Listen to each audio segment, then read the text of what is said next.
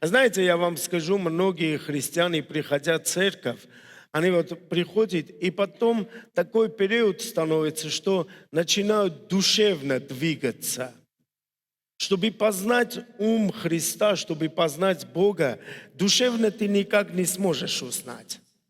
Душевный человек не может узнать волю Божью.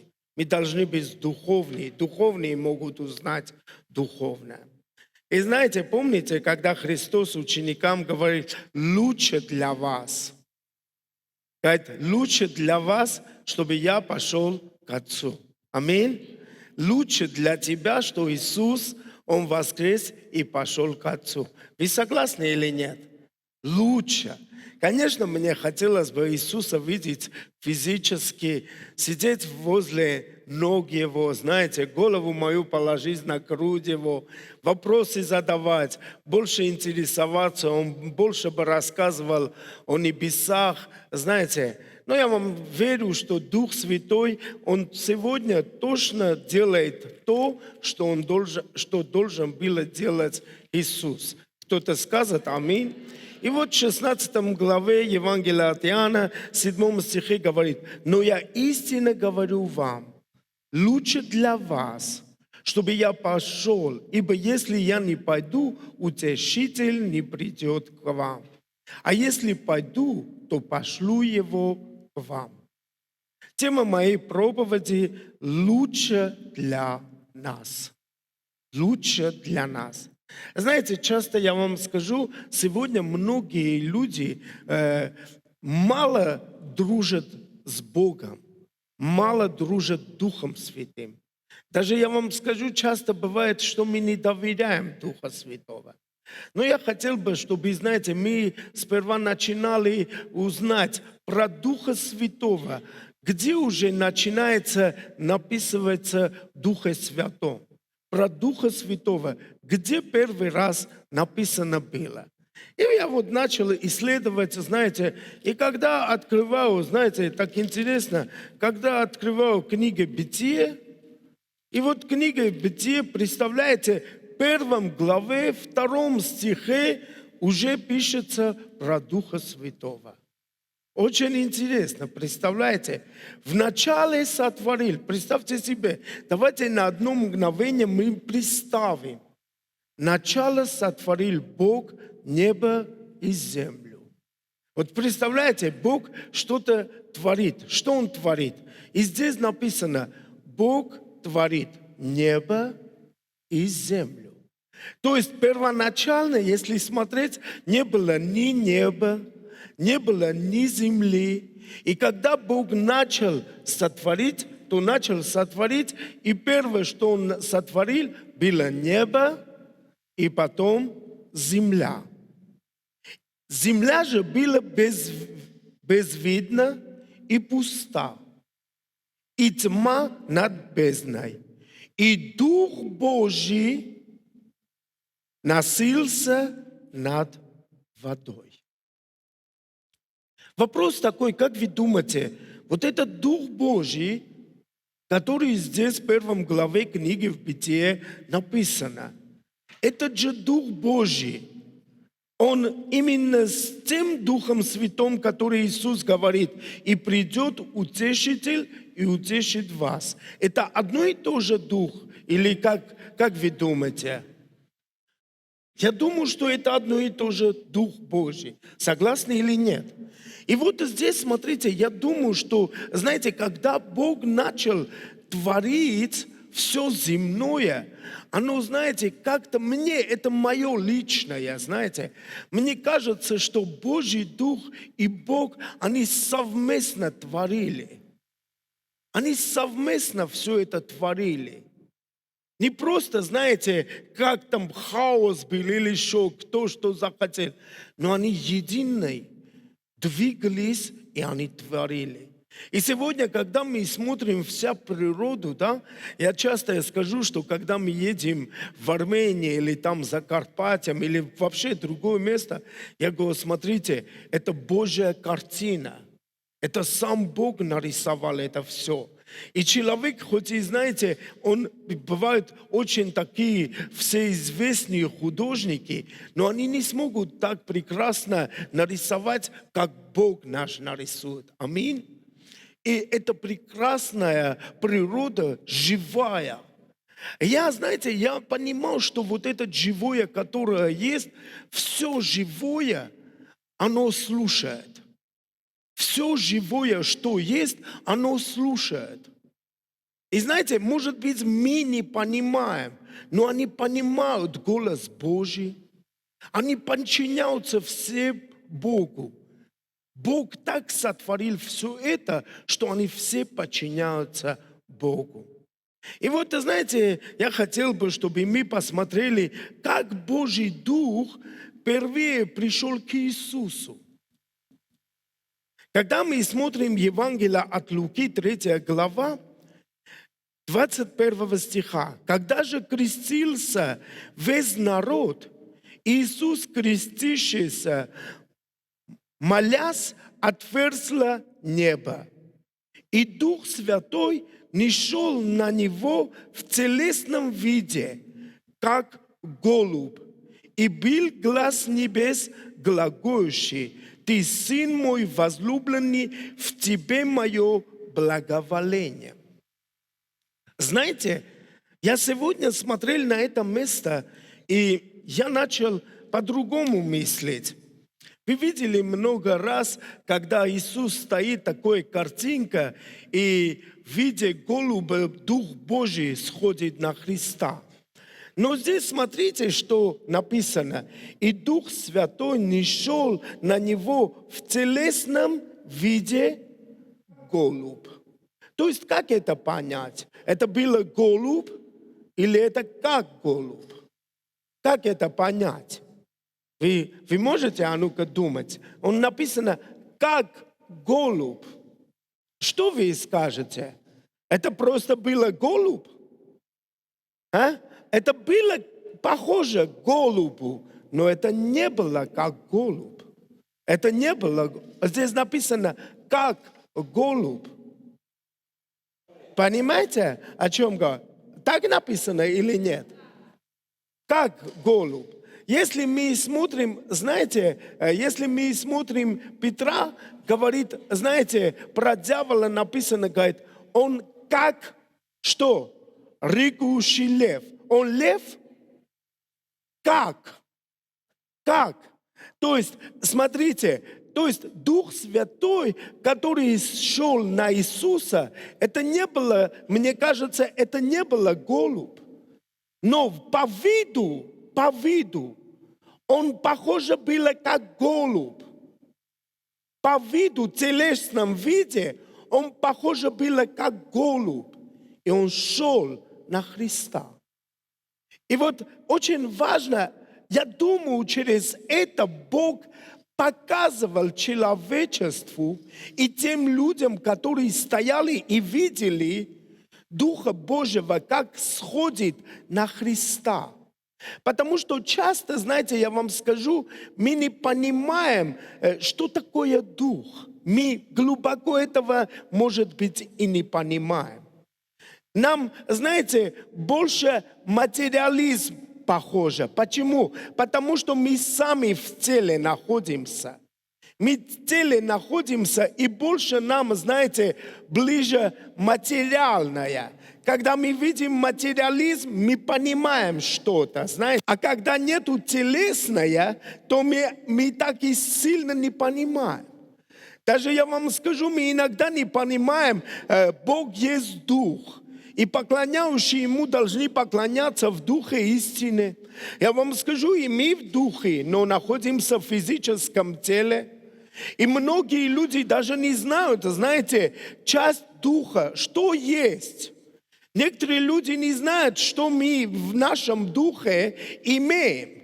Никто из нас не знает, что часть Духа, это, знаете, воля, это чувство, это эмоция. Мы это не знаем. И мы даже не понимаем, когда видит наш Дух, что будет в этом воздухе. Мы даже это не понимаем. И некоторые люди кажется, что какой-то пар из человека выходит, и в воздухе смешивается, и оно исчезает. Но это не так. Это личность, которая выходит из тела, и он личностью остается в этом воздухе. И чтобы человек понимал именно Дух Божий в телесном виде, как голубь, он сошел на Иисуса. Слава Богу. И смотрите, 4 глава, 18 стих. Дух Господень на мне. Это заявление. Смотрите, Иисус уже уверенно заявляет после того, когда Дух Божий сошел на него и говорит: Дух Господень на мне. Кто-то может уверенно быть в этом и сказать: Дух Господень на мне. Вы уверены в этом, что Дух Божий в тебе? Некоторые люди 20 лет ходят в церковь и не уверены, они спасенные или нет. Некоторые люди даже об этом не знают. Они говорят: а как нам знать, мы спасенные или нет? Сестра Карина, ты спасенная? И некоторые люди не уверены, знаете. Кто не уверен, что он спасен? Все уверены, что... Вот Макс руку поднял. Знаете, я вам скажу, чтобы быть уверенным, что ты спасен, ты должен что-то знать. Если Бог тебе скажет, что ты спасен, ты в этом уверен? Если сам Бог тебе скажет, что ты спасен, ты в этом уверен? Кто уверен, что Библия – это Слово Божье? Чтобы я не открыла, знаете, откройте вместе со мной, пожалуйста, 1 Иоанна 5 глава 13 стих. И вот представь, что говорит Бог тебе. «Се написал я вам». Слово «вам» кому означает? Ты можешь сказать, что мне? Это, представь, Бог написал для тебя, чтобы ты была уверена. «Се написал я вам, верующий во имя Сына Божия, дабы вы знали, что вы, веруя в Сына Божия, имеете что? Жизнь вечную». Я могу это слово взять для себя основание, что я имею жизнь вечную. У нас здесь много учителей грамматики, которые очень близки. Наши дорогие учителя, вы можете сказать, что это мне означает, и я могу основание взять это слово, и на основании этого слова я могу смело сказать, что я имею жизнь вечную. Кто-то скажет аминь? Вопрос сейчас всем хочу обратно задавать. Ты уверен, что ты спасен? Слава Иисусу, держи твою уверенность. И вот когда Дух Божий сошел на Иисуса, после этого 4 глава, 3 главе показывает, что Дух Божий сошел на Иисуса как голубь в телесном виде. В 4 главе смотрите, что делает Иисус. Он берет Библию, Ветхий Завет, книга пророка Исаия. И вот смотрите, что говорит: Дух Господень на мне. Дух Господень на мне.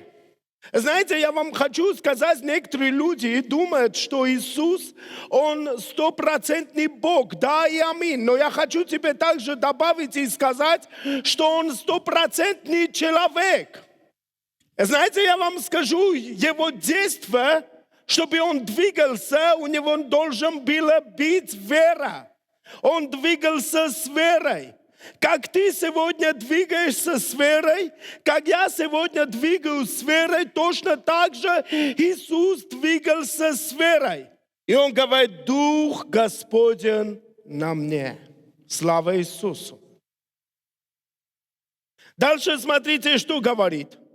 Ибо Бог помазал меня благовествовать нищим и послал меня исцелять сокрушенные сердцем, проповедовать пленным освобождение, слепым прозрение, отпустить измученных на свободу и проповедовать лето Господне благоприятное.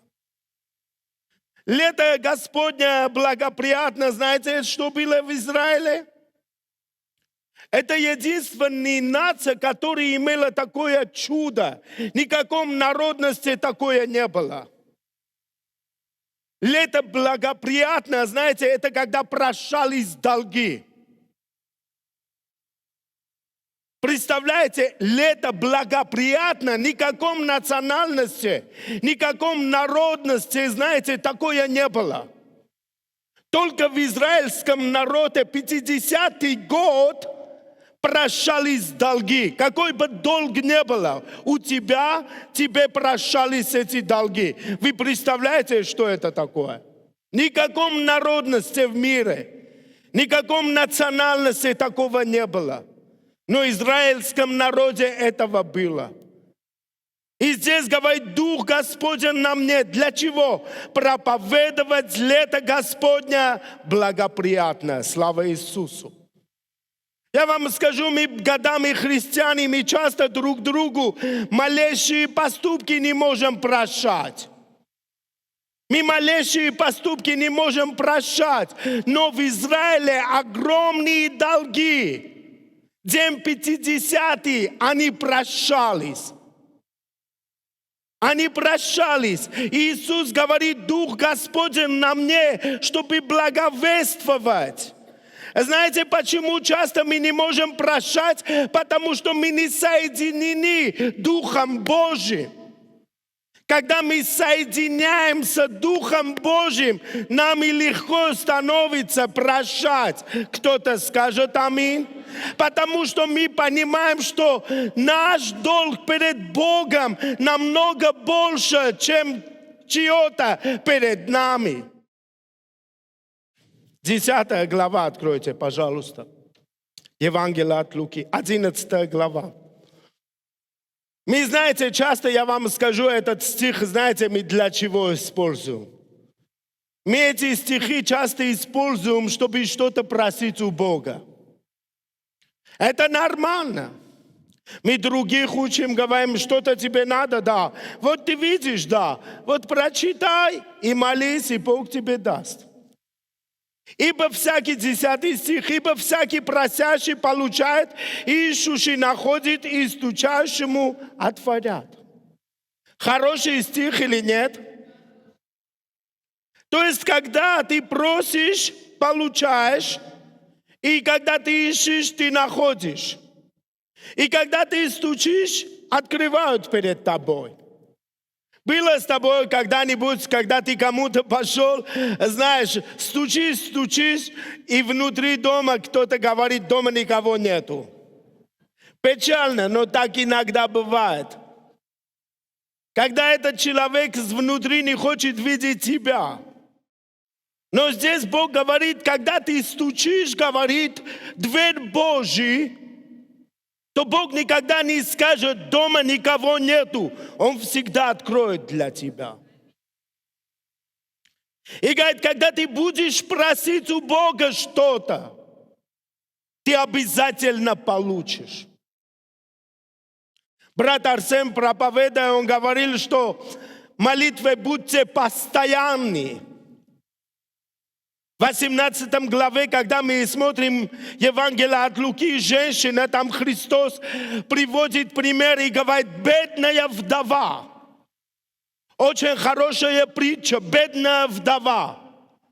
То есть, знаете, она не имеет финансовую поддержку, она не имеет мужа крепкого, здорового, который может заступиться за свою жену.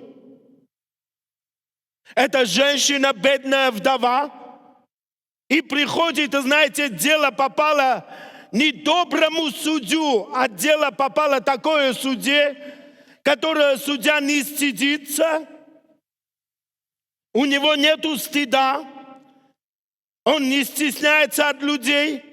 Иногда бывает, что, знаете, они не хотят что-то сделать, но стыд их мучает, и они от стыда этого делают. Но этого человека нету стыда. И у него страха нету, он и от Бога не боится.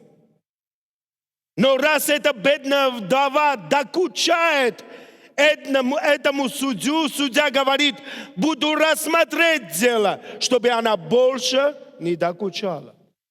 Сила этой бедной вдовы, знаете, в чем заключалась?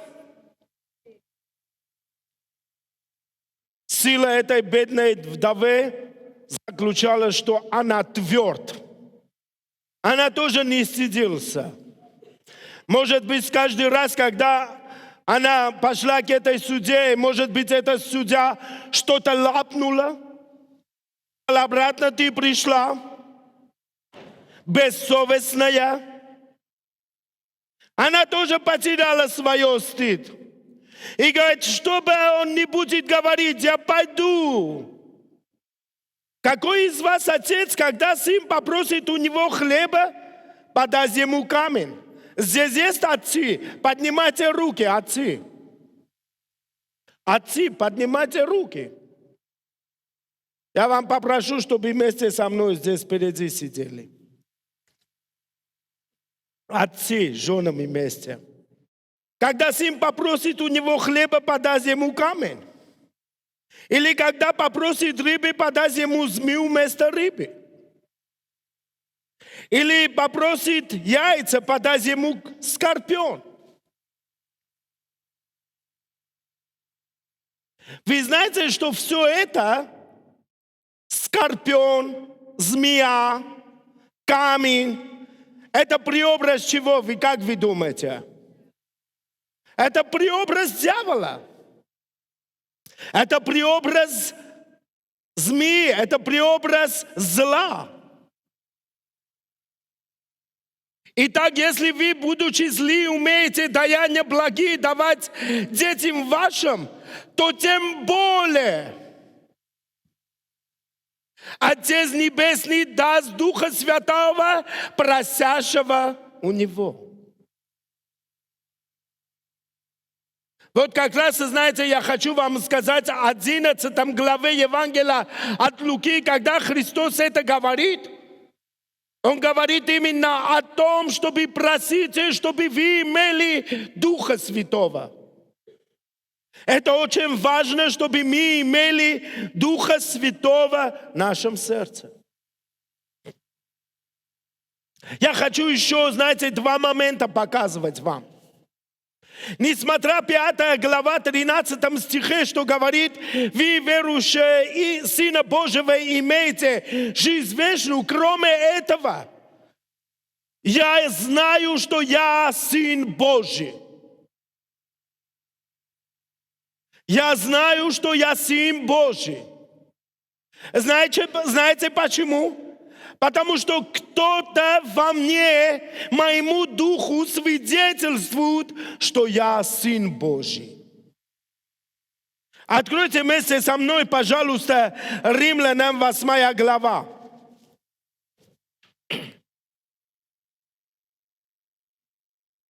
Пятнадцатый стих. Потому что вы не приняли духа рабства. Есть дух рабства, знаете? Потому что вы не приняли духа рабства, чтобы опять жить в страхе, но приняли духа усыновления, аллилуйя, которым взываем Авва, Отче. Сей самый дух свидетельствует духу нашему, что мы, что? Дети Божьи. Дух Святой внутри тебя свидетельствует твоему духу и говорит, послушай, ты дитя Божье. Послушай, ты дитя Божье. Это не просто фантазия, это не просто там, знаешь, ты с ума сошел. Нет и нет. Это Дух Божий, живя в тебе, живя внутри тебя. Почему Христос, знаете, Он четко, уверенно взял Библию и говорит, Дух Господень во мне. Почему? Потому что Божий Дух, который в телесном виде, как голубь, сошел с Него, этот Дух свидетельствовал Духу Христу, что ты Сын Божий. Именно он в этом уверенности взял Святое Писание и говорит: Отец помазал меня. Этот момент он не как Бог двигался. Этот момент он двигался как человек, получивший откровение, уверенность от Духа Святого, и двигайся верой Господу. Сей самый Дух свидетельствует Духу нашему, что мы дети Божьи. Еще одно место хочу прочитать. Откройте вместе со мной 1 Коринфянам, 2 глава.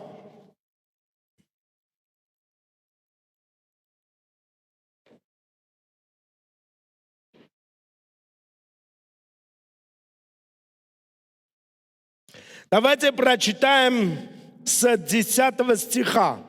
Очень сильные стихи. А нам Бог открыл это Духом Своим. Вы видите большой буквой «Дух». Это про Духа Святого написано. А нам Бог открыл это Духом Своим, ибо Дух все проницает и глубины Божьи. Ибо кто из человека знает, что в человеке, кроме Духа человеческого, живущий в нем? Послушайте, муж и жена рядом живут 25 лет, 30 и 40. Но никто из них не знает жене внутри, что есть, и жена не знает внутри мужа, что есть, кроме собственного духа. Кроме собственного духа. И смотрите, как раз это об этом и говорит. Ибо кто из человеков не знает, что в человеке, кроме Духа человеческого, живущий в нем? Так и Божьего никто не знает, кроме Духа Божьего.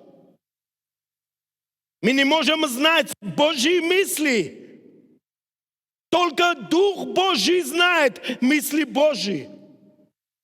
Почему? Потому что Божий Дух пребывает в Боге. Но мы приняли не Духа мира этого, а Духа от Бога, дабы знать дарованное нам от Бога. Чтобы узнать откровение Божие, нам нужно иметь Духа Божьего.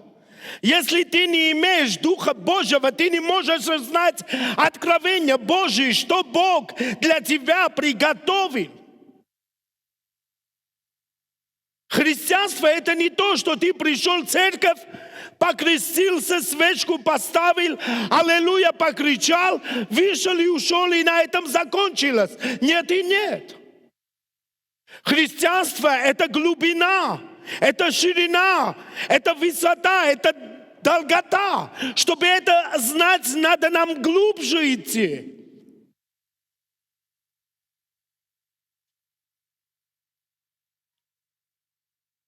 Что и возвещаем не от человеческой мудрости, изученным словом, но изученным от Духа Святого, соображая духовное с духовным.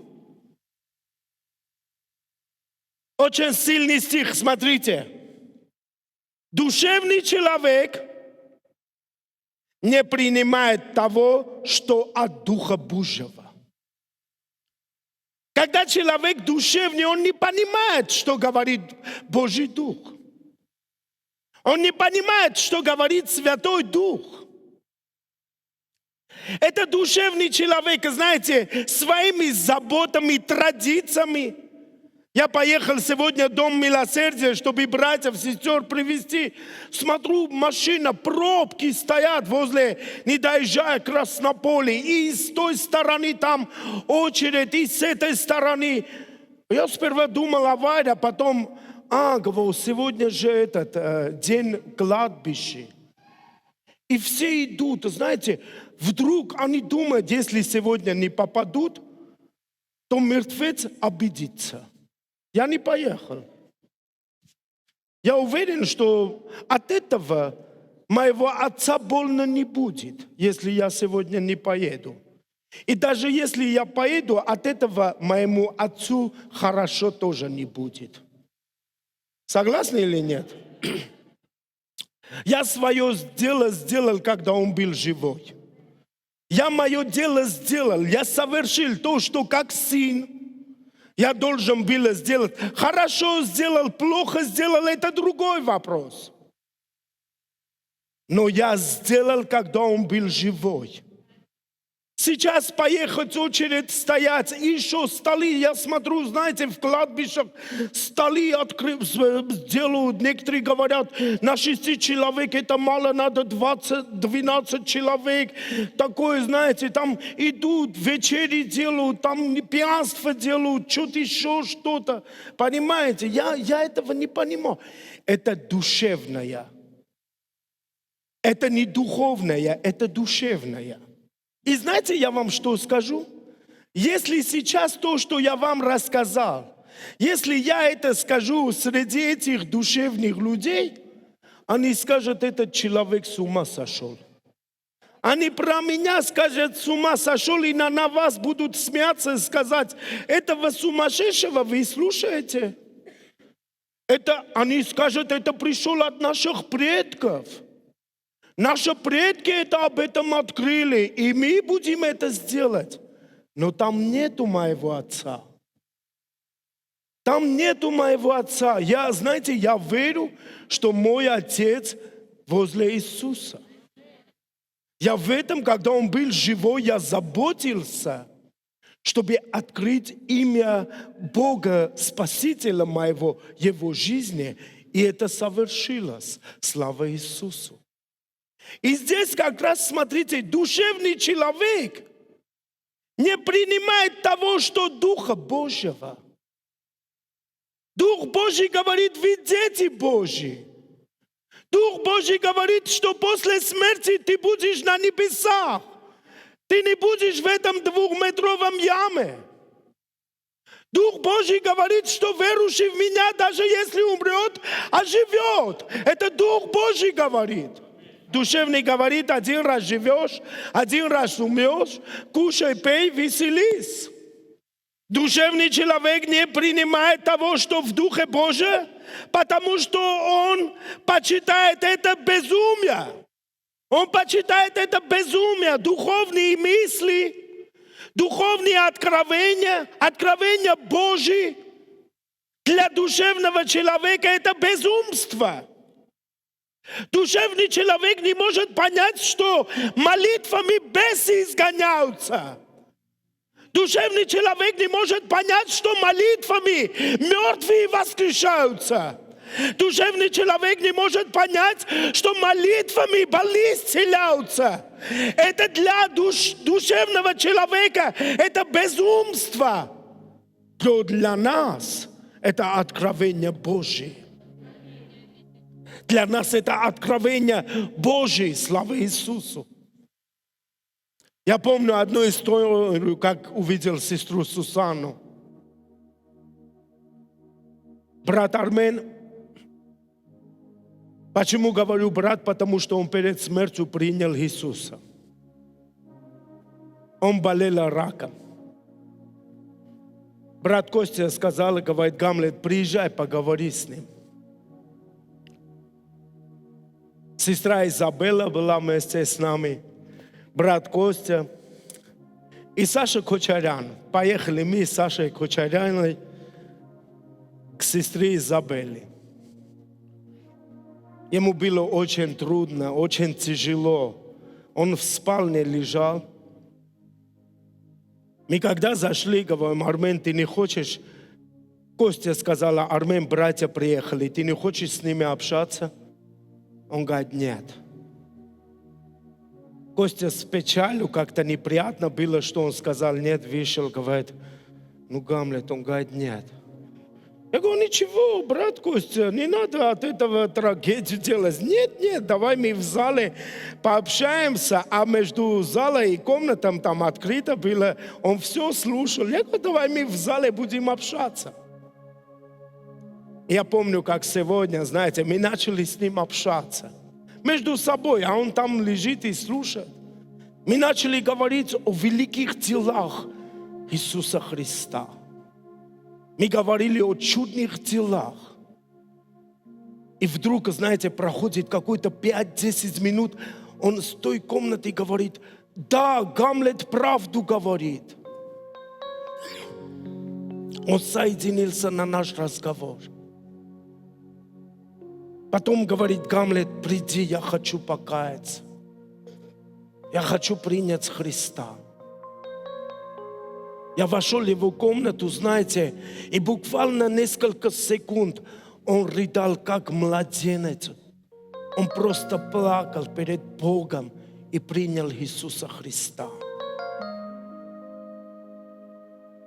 Знаете, когда он сказал нет, этот момент он был душевный человек. Но когда, знаете, пришел Божье откровение, когда пришел духовное, ему открыл Бог, что есть нечто большее, нечто великое, и он принял. И после этого какое-то время Бог его забрал на небо. И здесь, смотрите, душевный человек не принимает того, что от Духа Божия, потому что он почитает это безумие. И не может разуметь, потому что о сом надо мне судить духовно. Чтобы понять Божие, это не просто душевно прийти и понять. Многие люди, знаете, говорят, я читаю Библию, но я не понимаю. Я тоже в свое время, знаете, читал и не понимал. Знаешь почему? Потому что ты тогда душевный. Чтобы понять духовное, чтобы понять Божие, чтобы понять, что говорит Дух Божий, для этого нужно подойти духовно. Духовному надо подойти духовно.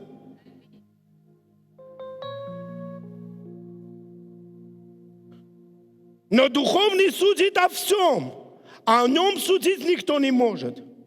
Ибо кто познал ум Господен, чтобы мог судить его? А мы имеем. Скажи, а мы имеем. Еще раз скажи, а мы имеем. Ум Христовый. Вот что мы имеем, дорогие мои. Вот что мы имеем, ум Христовый. Вот это мы имеем. Знаешь, я тебе скажу, когда ты душевно будешь двигаться,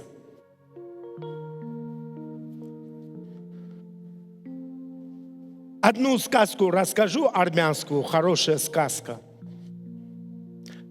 Мой дед в моем детстве научил сказки. Я люблю сказки.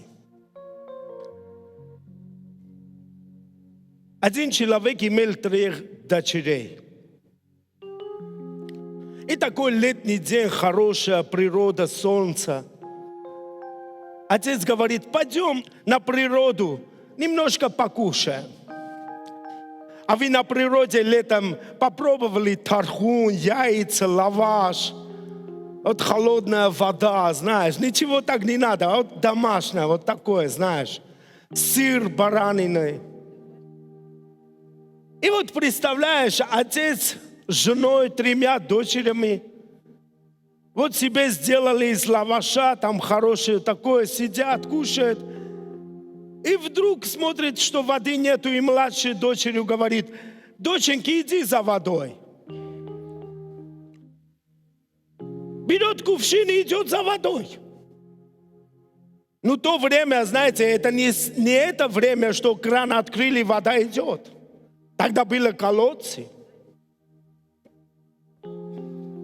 Она пришла к колодцу, И проходит минут полчаса, знаете, 30 минут нету. Отец среднюю дочку говорит: дочка, иди посмотри, что случилось с твоей младшей сестрой. Что-то она долго, воды нету. Младшая сестра пришла к колодцу, смотрит, что меньшая сестра сидит возле колодца, глаза такие опухшие, она плачет и рыдает. Сестричка, что случилось? Да ты не представляешь, твоя младшая сестра замуж вышла. Если... И вот пришли с дедом на природу. Дед послал внука за водой. Внук пошел за водой, чтобы воду взять. И он упал в колодец и утонул. И вдвоем рыдают. Еще полчаса проходит. Отец старшая сестру говорит: иди посмотри, что твоей сестры случилось. Старшая приходит, смотрит, два сестры сидят, глаза опухшие, рыдают. Что случилось, дорогие мои? Да ты не представляешь. Если бы твоя младшая сестра замуж вышла, и вот мы обратно пришли сюда, дед послал племянника за водой, и вот он пришел за водой, хотел воду, он упал на колодец и утонул. Ты представляешь? И троем начали рыдать. И весь так дело доходит до деда. И бабушка рыдает, и дед рыдает. Часто душевный человек вот такой. Сестра, что ты плачешь? Что ты плачешь, сестра? А Вася вчера улыбнулся, я думал, что он мне предложение делает.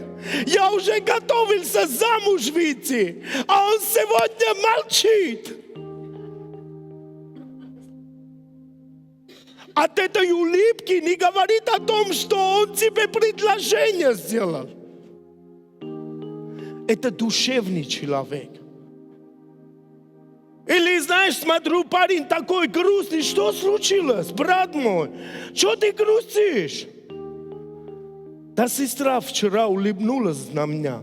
Я думал, что она согласна. Я уже чуть платье не хотел купить. Это душевный человек. Или даже, знаете, я вам скажу, даже друг другу письмо могут написать. Я от тебя обиделся, что ты улыбнулся. Зачем так? И всякие. Это душевное. Вы понимаете или нет? Это детский характер, это душевное. Знаете, я вам скажу, я уверен на моей жене.